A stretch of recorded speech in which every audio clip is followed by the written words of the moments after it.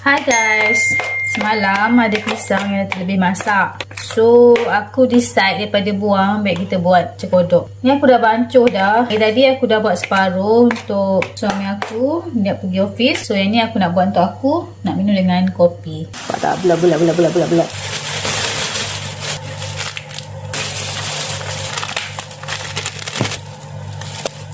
Ni jus ubi bit aku buat semalam.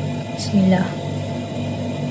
Ni breakfast aku dah siap. Sangat simple. Ada telur rebus and salad je. Ada salad je. Sebabnya pagi tadi lepas habis soak aku pergi pasar. Tak ada sayur menarik. Aku cari timun tapi tak ada. Tak apalah, salad je. Okay, yang ni aku memang kena makan, ambil limau. Okay, and dragon fruit. Yang ni cekodok pisang yang aku buat tadi. Okay, aku ambil 5 biji. Cukup lah. Buat rasa-rasa ni pun dah banyak dah. Kupi-kupi. Untuk korang yang tengah diet tapi ada craving nak minum kopi, boleh try ni. Satu sachet ni ada 43 kalori saja. Lagi aku nak bancuh kopi-kopi. Ada kopi-kopi.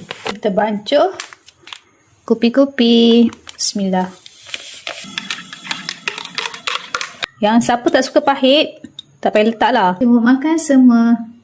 Bismillahirrahmanirrahim. Bismillahirrahmanirrahim. Okay, kita makan limau dulu. Bismillah.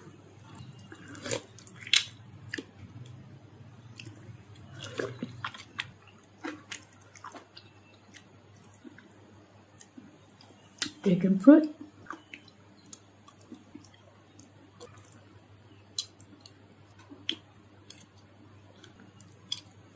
Rasa cekodok. Lembut. And cili potong. Kita. Aku suka pedas-pedas. So, jom. Bismillah.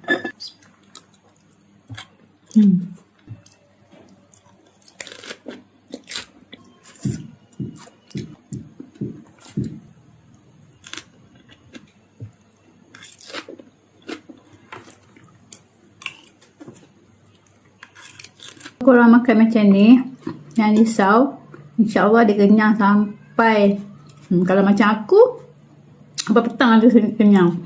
So nanti dalam pukul 6 macam tu baru akan rasa lapar sikit lah. Okay, jadi siapa yang berminat dengan kopi-kopi ni tanpa gula putih, dia ekstrak daripada buah mong.